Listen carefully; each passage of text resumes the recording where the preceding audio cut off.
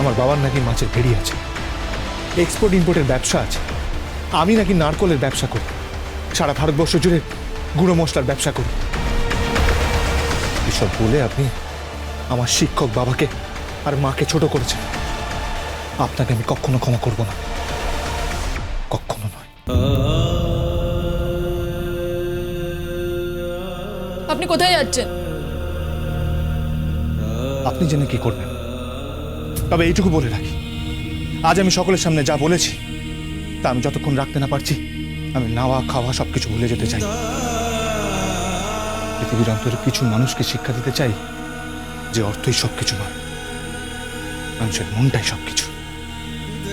তার মধ্যেই বিবেক থাকে, তার মধ্যেই ভালোবাসা থাকে, যা আপনারা কোনোদিনও বোঝেননি আর বুঝবেন না।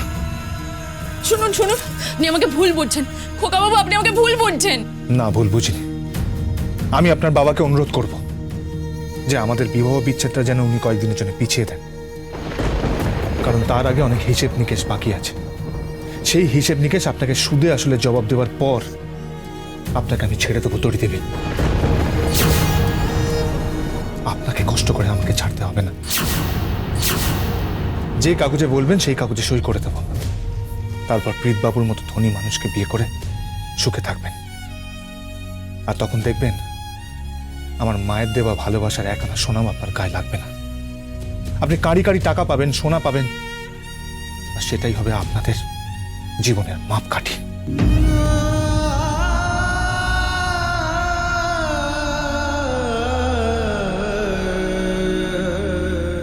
খোকা বাবু শুনুন, খোকা বাবু শুনুন। আমি আপনার বাবাকে অনুরোধ করব যে আমাদের বিবাহ বিচ্ছেদটা যেন উনি কয়েকদিনের জন্য পিছিয়ে দেন, কারণ তার আগে অনেক হিসেব নিকেশ বাকি আছে। সেই হিসেব নিকেশ আপনাকে সুদে আসলে জবাব দেওয়ার পর আপনাকে আমি ছেড়ে দেবো তড়ি দেবে।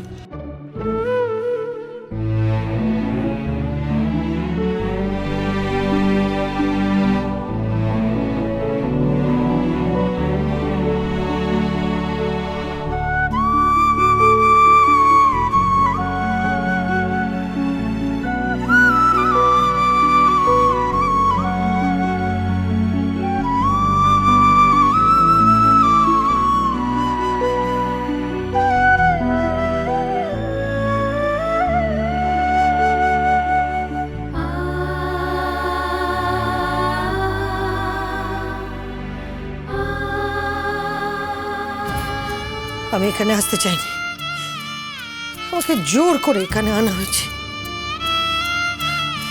শুধু শুধু আমাকে অপমান করলো।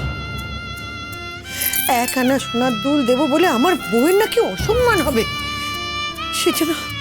সেজন্য আমার দুলটা পাল্টে একটা দামি দুল সেখানে রাখা হচ্ছে। এর চেয়ে অসম্মান আর কি হতে পারে? না না, এই অপমান আমি কিছুতেই মানব না, কিছুতেই না, কিছুতেই না।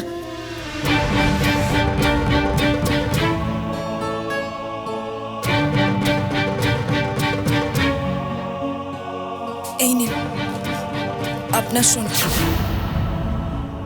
যত্ন করে রেখে দিন। আমার ভুল হয়েছিল,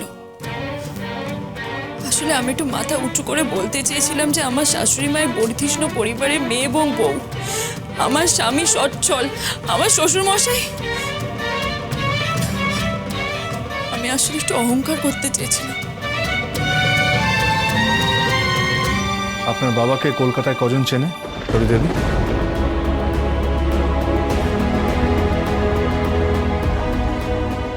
ব্যবসায়ী জগতের কিছু লোক। কেন? আমার বাবাকে গোটা কুসুমপুর গ্রাম চেনে, একজন শিক্ষিত সৎ মাস্টার মশাই হিসেবে। আমার মাকে কৌশল্যা মা বলে গোটা গ্রাম সম্বোধন করে, সম্মান করে।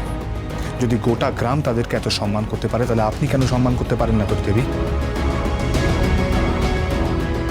কি হল, চুপ করে আছেন কেন? বলুন, চুপ করে আছেন কেন? কিছু তো বলুন। কি বলবো, কি বলবো? আমি বলছি তোমার ভুল হয়ে গেছে, আমার খুব বড় ভুল হয়ে গেছে। এবার আমাকে ফাঁসি দিয়ে দিন, আপনি আর আপনার মা মিলে আমাকে অত্যাচার করুন। শোনো, অত্যাচার যদি করারই হতো তাহলে কুসুমপুর গ্রামে তোমার ওপর অত্যাচার করতাম, কিন্তু তা করিনি। তুমি খোকার বউ, তাই বাড়ির সবাই তোমাকে মাথায় করে রাখতে চেয়েছে, কিন্তু প্রতিটা মুহূর্তে তুমি আমাদের অসম্মান করে গেছো। আপনারা কেন বুঝতে পারছেন না? কেন? আমি শুধু চেয়েছি যেন আমার হাজবেন্ড একটু মাথা উঁচু করে চলুক, একটা বড় ব্যবসা করুক, একটু ধনী হোক, সফল হোক। সফলতার সংজ্ঞা আপনার কাছে কি তা আমার জানা নেই তরি দেবী। তবে আমি এটুকু জানি, আপনি যে দামি সোনার গয়নার কথা বলেছেন তা যতক্ষণ না আমি আপনার দাদার বউকে দিতে পারছি ততক্ষণ আমি এখান থেকে বিদায় নেব না।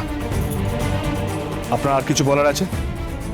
আমার এখন ঘুম পেয়েছে, আমি মায়ের সাথে ঘুমোবো। হ্যাঁ, আপনারা মা ছেলে ঘুমন, কিন্তু আমারও একটা শর্ত আছে। কি? আমি আজকে আপনাদের মাঝখানে ঘুমোবো, আমি আজকে আপনাদের এর সাথে এই ঘরে শোবো।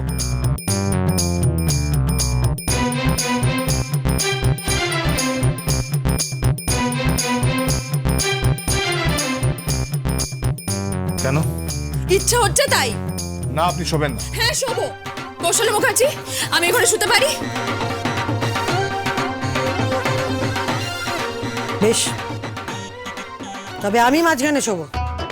আচ্ছা, ঠিক আছে। ও হ্যাঁ, আপনার ছেলে আমাকে বিয়ে থেকে দিয়েছে? কিছু না।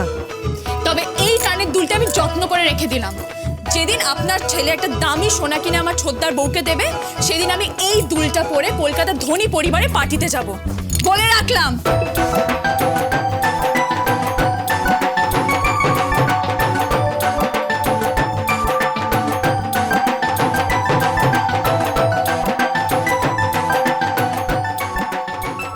তুই একটা ছেলে মানুষ, তোর বউ একটা ছেলে মানুষ। ছেলে মানুষ? উনি হলেন একটা প্রকাণ্ড উগ্রচণ্ডী, ভয়ঙ্করী প্রলয়ঙ্করী ছিন্নমস্তা মেয়ে মানুষ। হ্যাঁ,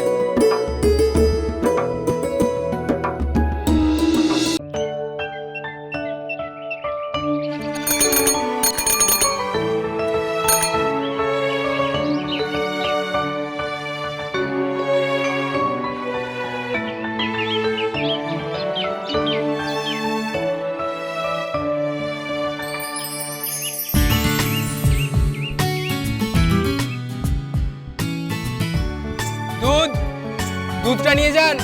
হ্যাঁ যাই। ও দাঁড়ান, আসছি। এই যে যাই দাঁড়ান। এই যে এমনি দিন, এখানে দিন।